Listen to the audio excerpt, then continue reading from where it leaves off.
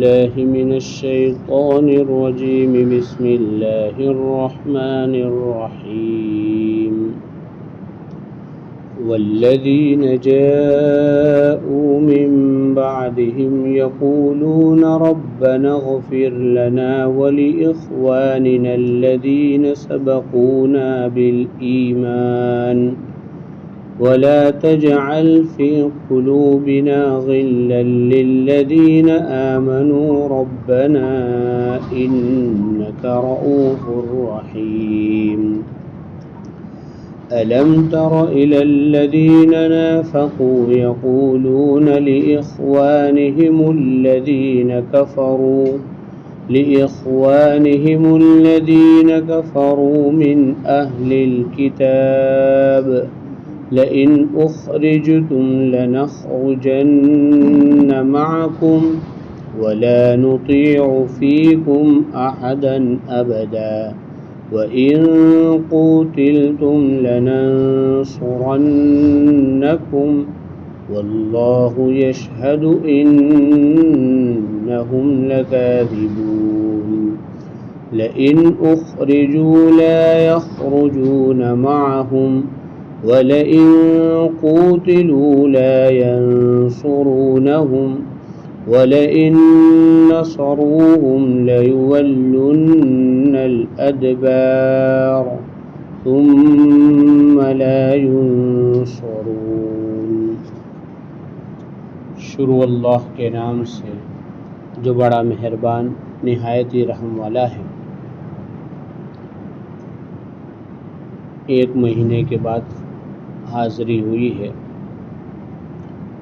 28ویں پارے کی سورہ حشر کی 10ویں آیت 11ویں 12ویں پڑھی گئی.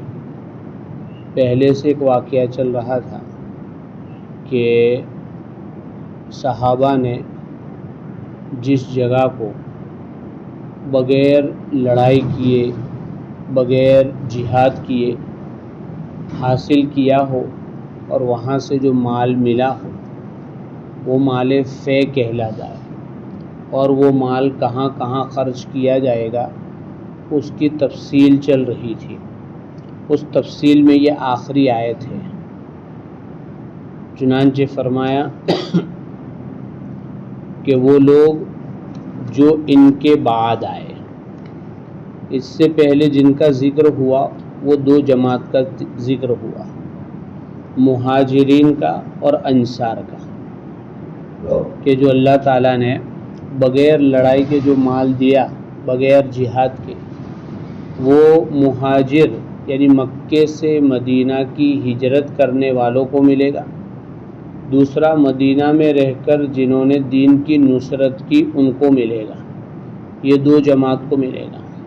اب یہاں تیسری جماعت کا تذکرہ ہے کہ جو ان کے بعد آئے، مہاجر اور انصار کے بعد آئے، چاہے بعد میں تابعین کا زمانہ ہو، تبع تابعین کا زمانہ ہو، اور ابھی بھی اور قیامت تک جتنے لوگ آئیں گے سب کے بارے میں یہ ہے کہ اگر اسلامی حکومت ہے پورے عالم میں اور وہاں بیت المال ہے تو اس بیت المال سے، اس فنڈ سے، اس رقم سے دنیا میں جس کونے میں بھی کوئی مسلمان رہتا ہے تو اس بیت المال میں اس کا حق لگے گا.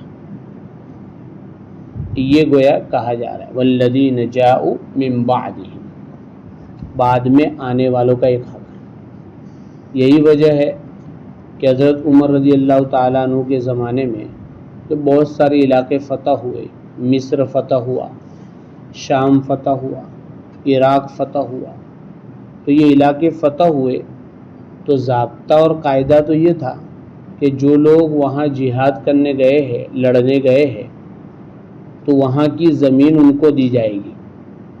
4 حصے کریں گے، 5، تو 4 حصے وہ لڑنے والوں کو ملیں گے اور ایک حصہ بیت المال اسلامی جو امیر ہے اس کی نگرانی میں ایک حصہ رہے گا.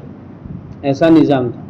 لیکن جب یہ علاقے فتح ہوئے تو حضرت عمر رضی اللہ تعالیٰ عنہ نے وہ اصول نہیں چلایا اور کہا کہ اگر میں یہ ساری زمین تقسیم کر دوں گا تو آئندہ جو لوگ آئیں گے ان کے حصے میں کیا آئے گا.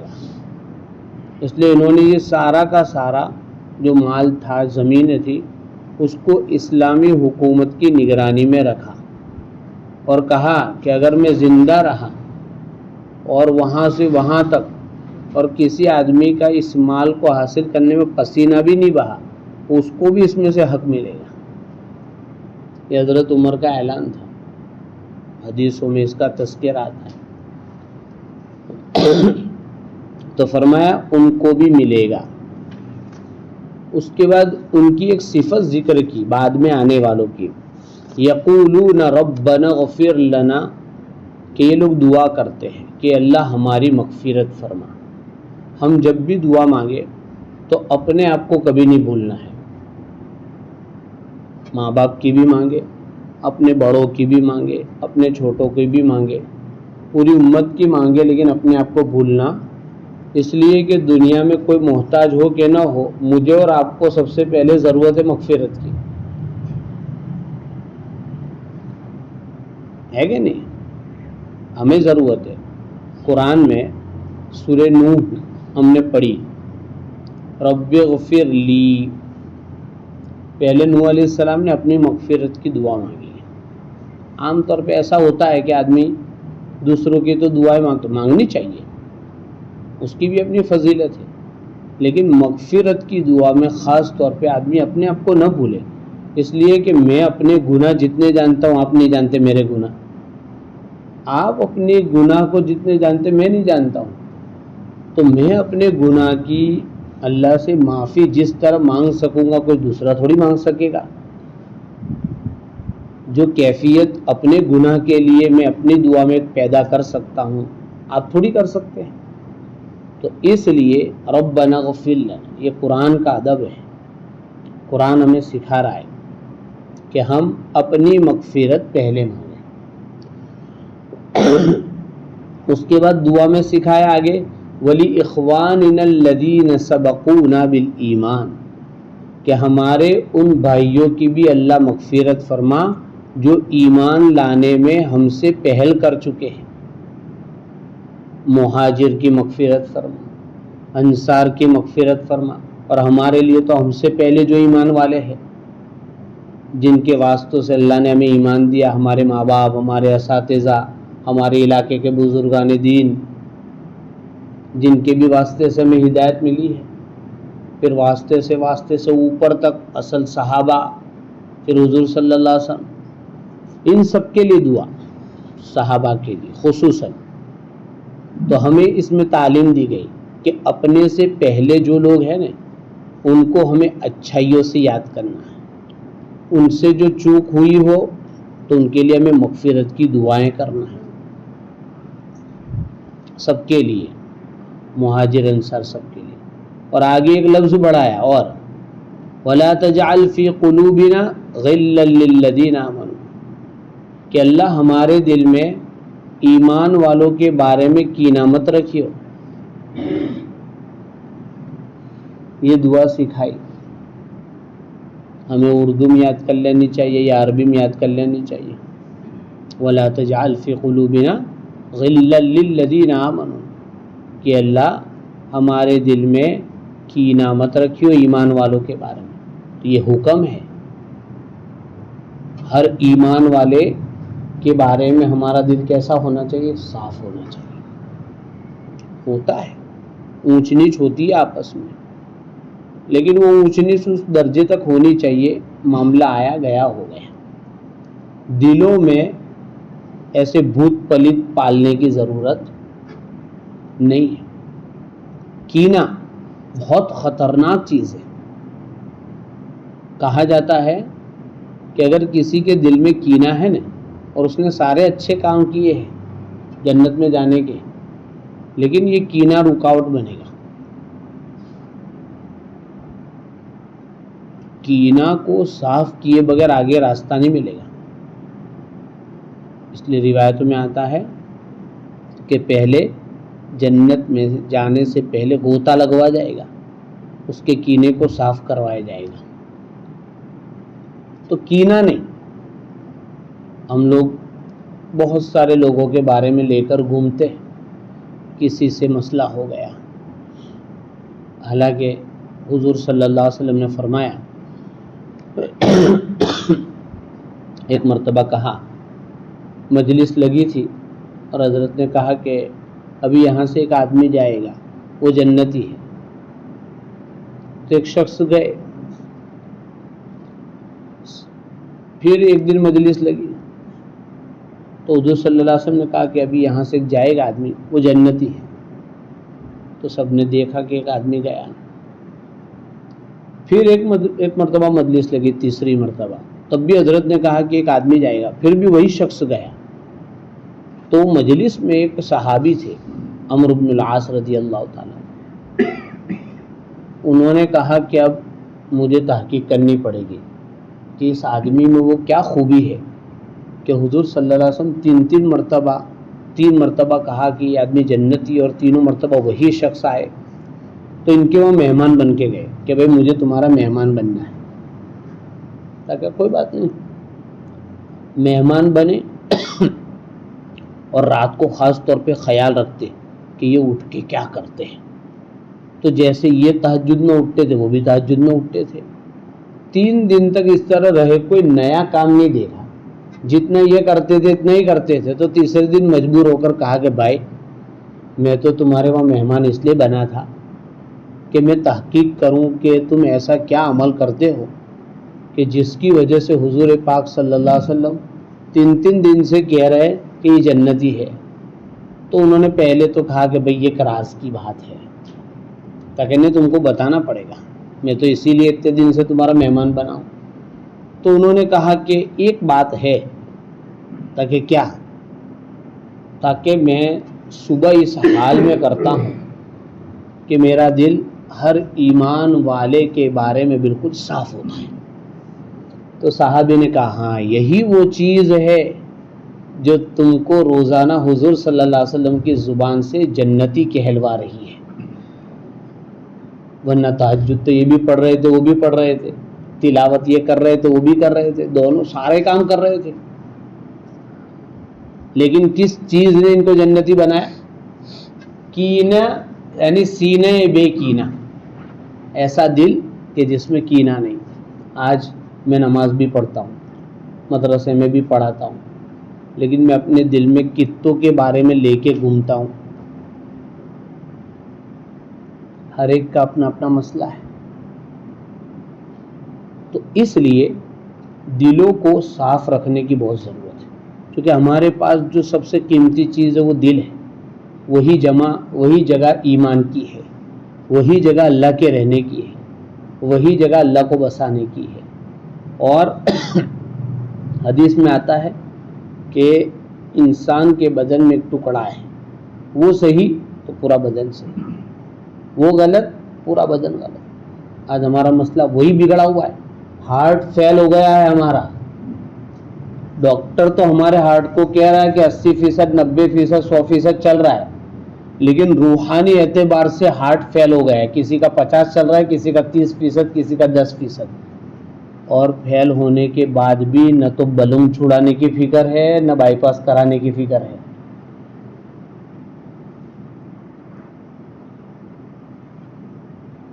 ہم سب کا یہ حال ہے. گھر میں اٹک آ جاتا ہے، غریب کے گھر میں، تو بھی پورا محلہ فکر مند ہو جاتا ہے کیا نہیں؟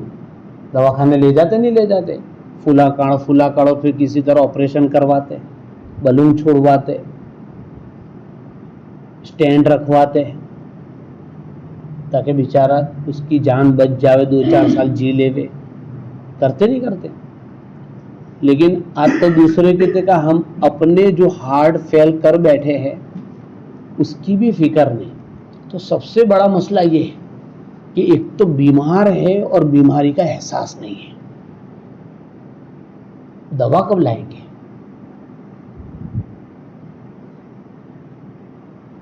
تو اس لیے اللہ سے مانگنے کی ضرورت ہے. اللہ کسی کا محتاج نہیں ہے. جب اللہ کے سامنے ہم اپنی بات رکھیں گے تو اللہ تعالیٰ بہت آسانی سے ہمارے لیے علاج بتا دیں گے. امی عائشہ رضی، اس لیے ہمیں کینہ سے اپنا دل پاک رکھنا ہے. امی عائشہ رضی اللہ تعالیٰ عنہ کہتی ہے کہ یہ امت اس وقت تک ہلاک نہیں ہوگی جب تک وہ اپنے اگلے لوگوں کو تانے نہ دے جن سے ہمیں دین ملا ہے، خاص طور پہ صحابہ، مہاجر اور انصار کی تو اتنی فضیلتیں ہیں کہ ایک اللہ والے نے کہا کہ تم لوگوں کے درمیان صحابہ کی فضیلتیں سناؤ تاکہ لوگوں کے دلوں میں صحابہ کی عظمت پیدا ہو، صحابہ کے بارے میں بے ادب نہ بنے، لوگ جری نہ بنے، کیونکہ صحابہ سے تو ہمیں دین ملا ہے۔ وہ اگر اپنے کھیت کو سنبھال کے بیٹھتے تو میں اور آپ مسلمان ہوتے آج۔ وہ حضرت ابو بکر صدیق اپنے کپڑوں کا بزنس سنبھال کے بیٹھ جاتے تو آج امت کے اندر دین آتا۔ تو جن لوگوں نے سب کچھ قربان کر دیا ان کے نام نہیں معلوم آج ہمیں، ان کی قربانیاں نہیں معلوم، ان کی عظمت کا ہمیں خیال نہیں۔ یعنی یہ بھی ایک مسئلہ ہے، ایمان کا تقاضا ہے کہ جن واسطوں سے ہمیں ایمان ملا ہے آج ہم ان کو نہیں پہچان رہے۔ ہم اپنے بچوں کے نام ان کے ناموں پر رکھنے کے لیے تیار نہیں۔ صحابیات عورت کے قصے ہمارے بیویوں کو نہیں معلوم، صحابہ بہادر تھے ان کے قصے ہمارے بچے جو بہادر ہیں ان کو نہیں معلوم۔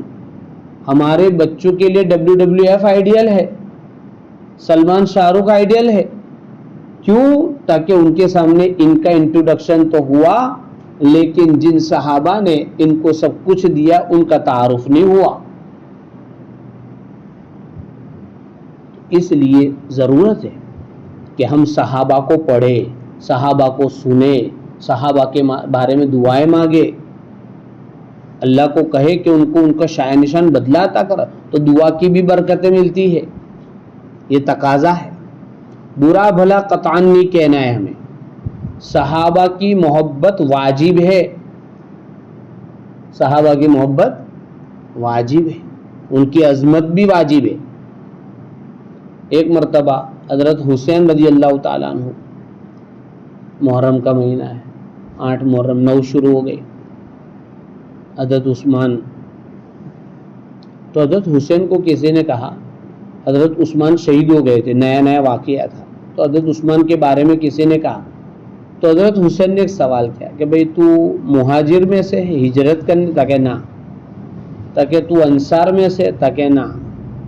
تاکہ تو پہلی 2 جماعت میں نہیں ہے تو تجھے تیسری جماعت میں ہونا چاہیے کہ تو صحابہ سے محبت کرے، اور الٹے سیدھے سوال کر رہا تو تیسری جماعت سے بھی نکل گیا۔ تو اپنی فکر کر، بعد میں سوال کریو۔ تو ہم سب کو ان سب کو جاننے کی ضرورت ہے اور دعا کرنے کی ضرورت ہے۔ اخیر میں فرمایا ربنا انک رؤوف الرحیم، یہ ہمارے رب آپ مہربان بھی ہے، رحم کرنے والے بھی ہے۔ تو یہ آگے بھی آیت پڑھی تھی لیکن آج اسی پر اکتفا کرتے ہیں۔ تو یہ قصہ تھا کہ بھئی جو مال ہے کس کو ملے گا، تاکہ مہاجر کو ملے گا، انصار کو ملے گا، اور بعد میں آنے والوں کو ملے گا۔ اور بعد میں آنے والوں کی صفت یہ ہے کہ یہ دعا مانگتے ہیں کہ اللہ ہماری ان کی مغفرت فرما اور ہمارے دلوں کو کینے سے پاک فرما۔ تو ہمیں دعا بھی مانگنی ہے اور کوشش بھی کرنی ہے کہ کینہ پاک ہو جائے۔ ایک مرتبہ کیا ہوا، ایک شیعہ عالم، شیعہ وہ بھی تھا، اور مولانا علی میاں رحمۃ اللہ علیہ تھے، مولانا منظور نعمانی رحمۃ اللہ علیہ تھے، سب جمع تھے، شاید حرم۔ تو وہ شیعہ نے دعا مانگی، کیا دعا مانگی؟ یہ آیت پڑھی ربنا اغفر لنا ولاخواننا الذین سبقونا بالایمان۔ یہاں تک وہ رک گیا کہ اللہ ہماری اور ہمارے بھائیوں کی مغفرت فرما، آگے نہیں بولا وہ۔ تو مولانا علی میاں صاحب نے آگے پڑھا ولا تجعل فی قلوبنا غلا للذین، کہ جو لوگ پہلے ایمان لائے ان کے بارے میں ہمارے دل میں کینہ مت پیدا کر، چونکہ شیعہ جو ہے، کچھ شیعہ ان کے دلوں میں صحابہ کے بارے میں کینے ہیں، تو صحابہ کے بارے میں کینہ نہیں ہونا چاہیے۔ اللہ تعالی ہمارے دلوں کو پاک صاف رکھے اور ہمارے سارے بزرگوں کو خوب بدلہ عطا فرماوے۔